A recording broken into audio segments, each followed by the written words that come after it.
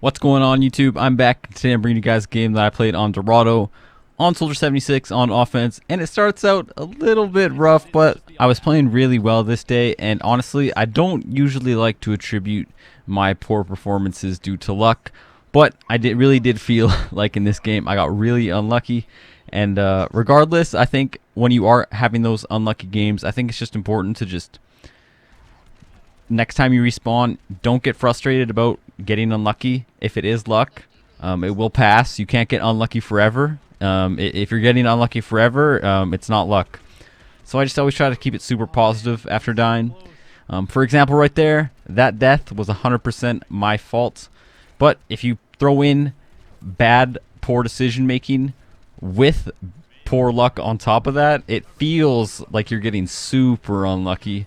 In fact, it feels like you're getting more unlucky than you truly are. Personally, I actually didn't want to play Soldier 76 on attack on this map. I always feel like when I play Soldier 76 on this map, I always end up getting held in a choke by something really cheesy, like a D.Va defense matrix, or a Mei ice wall, or Symmetra's Torbs, you know, just because choke points in this game. Soldier 76, I usually try, well, lately it's been like this. Lately, I've been having a lot more success in Overwatch because I usually stop myself from playing Soldier 76 on offense.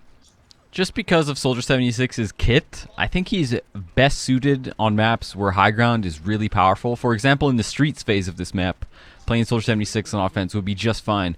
But in anything where there's choke points, your ability as Soldier 76 to be super effective against a really competent team is always going to be limited, because a good team is just going to fall back when you get them weak. And I'm sure you guys, if you guys are Soldier 76 mains, you've been in the situation before where all it seems you can do is just zone the other team and you just get stuck in the choke point the whole time. So I do recommend to you guys, if you guys insist on playing Soldier 76 a ton like I do, I love Soldier 76, just try and auto lock Soldier 76 on defense, and then try and keep your options open on offense. Usually, if you are a Soldier 76 player, you should be able to transition into Tracer or Zarya quite easily, and those two are pretty good at getting through choke points. Tracer, mainly because you can just negate the choke point altogether, get behind the enemy team, and then use your comms and kite the enemy team to chasing you and overcommitting to you, and then your team can push through the choke point easier, and then you just continue to be an annoying terrorist like Tracer does best, and clean up the stragglers, or just get a one clip, get a pick all by yourself. Now, Zarya is good in the offense on choke points just because her ability to get charge from spam, and in Overwatch in general, usually in choke points you're seeing a lot of spam, and if you can get like 80, 90, 100 charge Zarya in a choke point, you wait for your personal bubble to come up, you wait for your teammates' bubble to come up, you coordinate it using your comms, you push in. It's a lot to deal with as the defending team. 100 charge Zarya is always tough to contain, but Soldier 76 is lacking what both of these heroes do. That big, heavy hitting damage from the 100 charge Zarya, and obviously the mobility and harassment and displacement that the Tracer provides. I've won plenty of times with Soldier 76 on offense, but it's just not ideal. Maybe at your guys' SR, if you're lower than 4,000 or lower than 3,000, anything is viable, I would honestly say. You know, people ask me all the time, what hero should I play to climb? What hero should I play to get out of diamond? What hero should I play to get to diamond, I should say, actually. It's most important that you play a hero where you know you're going to bring your A game every single match, because you're going to lose games plenty of times. Even when you're performing your best. I mean, Overwatch has been out for over a year now, and I'm sure many of you guys have experienced this, where you really do your best, you go off, you go ham, and you end up still losing the match. That happens so much in this game. It's super frustrating. So if you're not playing a hero that you're the best at, you know, it's going to be tough to climb, unless you're just a really talented all-around player. But that being said, I think that if you are a really talented player, you still have a hero in your pool, at least a couple of them, that are a league ahead of the other ones. I mean, I hear players say all the time, yes, I can fill, yes, I can do this, I can do that. Well, if you guys want to climb, you need to be able to do more than fill. I mean, it always makes me nervous when people say, I can go healer, or I can play Winston, or like I can play McCree or I can play Soldier or anything. It's like, I want you to be like, yeah, like I'm a fucking amazing McCree, you know, like I'm an amazing Soldier. Like, yes, please give me that shit. Like, you know, like just some self-confidence in your own abilities. I mean, yeah, I can do a lot of things, but how well can you do them? That's the question. I mean, every hero in this game, it's not that hard to play. Like, obviously, I can play a ton of Genji, you know. I can play Symmetra and Torb, but, you know, I'm not very good at Symmetra and Torb. Like, I can do it, though, and if I'm going to win in Overwatch, I need to play heroes that I know I'm a beast with, and you guys should be doing the same thing. Even if it is Junkrat or Symmetra or Torbjorn, if you guys are really, really, really good with those heroes, and that's your main, and you want to get to Diamond, play those heroes. Don't be afraid. I mean, I wouldn't recommend playing Torb or Symmetra on offense, but on defense, go right ahead. If you guys want to give your team the best chance to win, don't be afraid to play something that's off meta if that's your #1 hero. I will take a one-trick player who's really good at their hero over a player who's lacking self-confidence any day of the week. You know, I've had a lot of Pharahs on my team who will play Pharah against like a hit scan and a diva.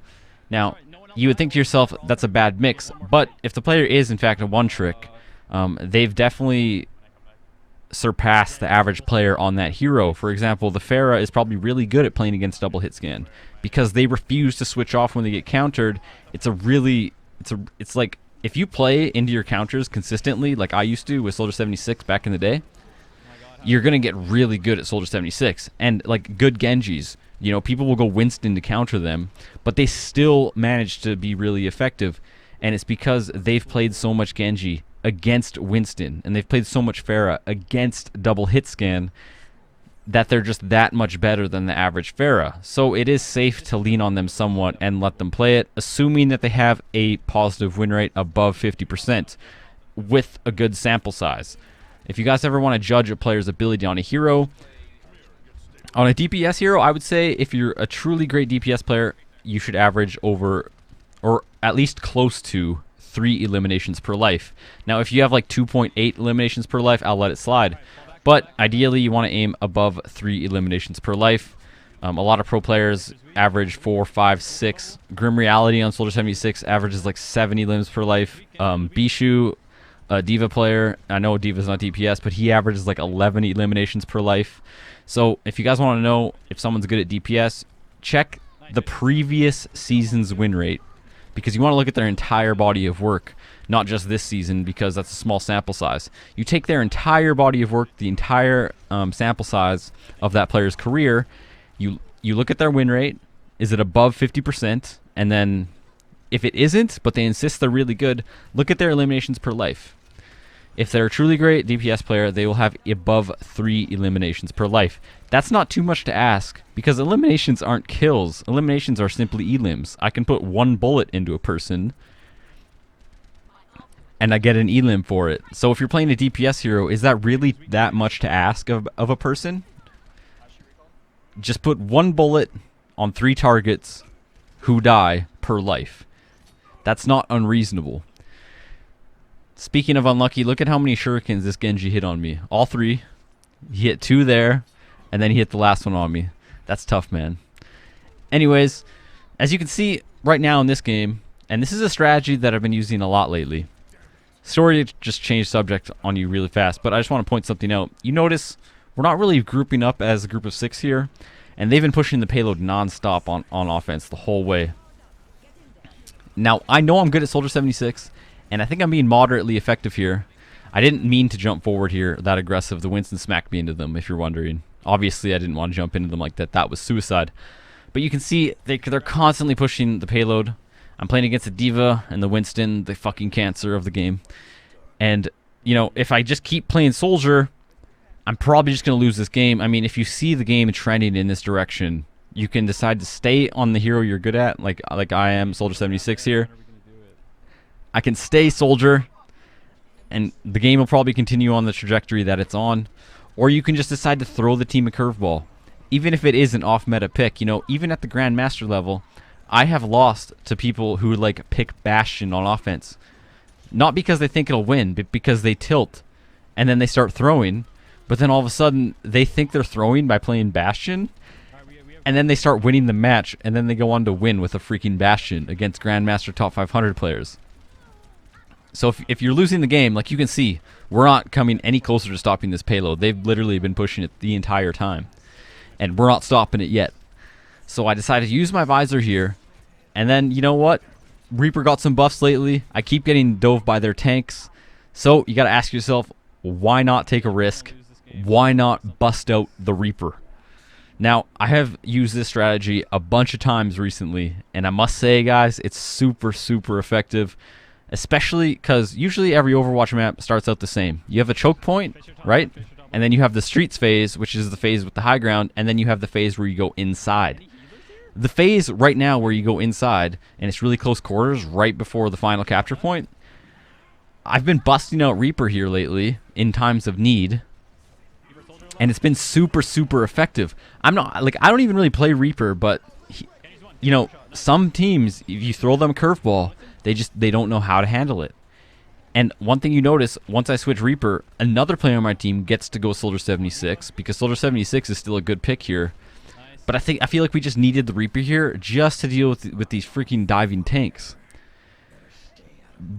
I've done it 4 or 5 times now, and it's worked every single time. Switching to Reaper, it works great on this map. It works great on Temple of Anubis. Reaper is amazing.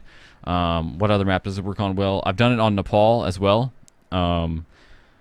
Basically, any map where it gets really close quarters near the end. I've done it on Volskaya before and Hollywood. I've done it twice on Hollywood now, and it worked fantastic both times.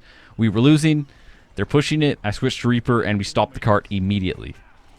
Reaper is actually really, really strong right now. And if you guys have relative good aim, do not be afraid to bust this edgy mofo out.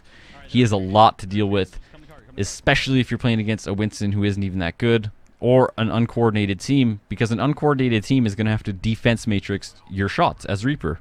So if they're not using their comms and they're not using synergy, you're just going to melt them, because D.Va's going to use her defense matrix to block Soldier 76, who's also on my team. And meanwhile, I'm just going to be ripping them to shreds.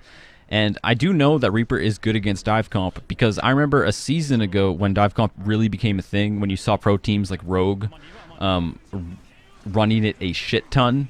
I remember Team Envious I was watching Team's stream, and he was talking about how they were experimenting running Reaper to counter dive comp.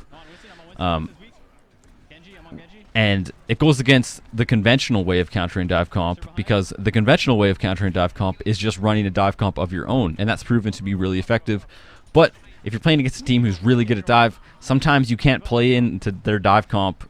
If your team's not good at dive, you can't play dive. So if you use the Soldier and then you use the Reaper, it makes it really hard for the other team to dive you, because Soldier can run away from the tanks who dive, and then if the tanks dive the Reaper, all you have to do is shoot the D.Va, and she'll have to use her entire defense matrix. Well, and you just empty your clip into the D.Va, like you just make her waste her matrix.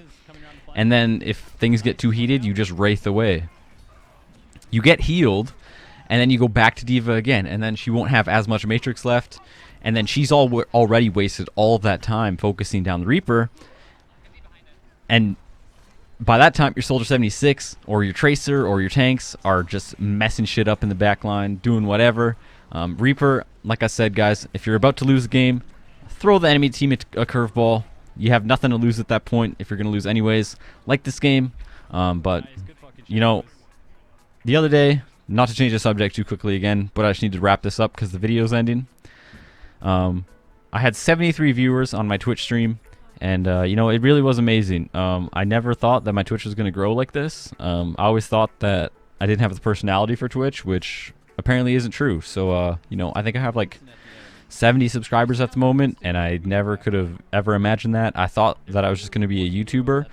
But, you know, I decided to try out Twitch, and you guys took to it right away. And streaming is a ton of fun, and it makes playing Overwatch a ton of fun.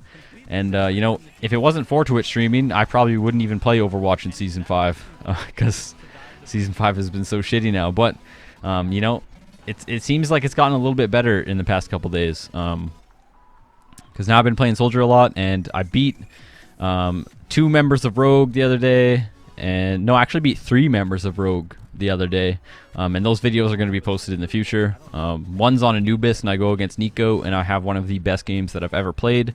So that video will probably coming out after the next video I'm posting.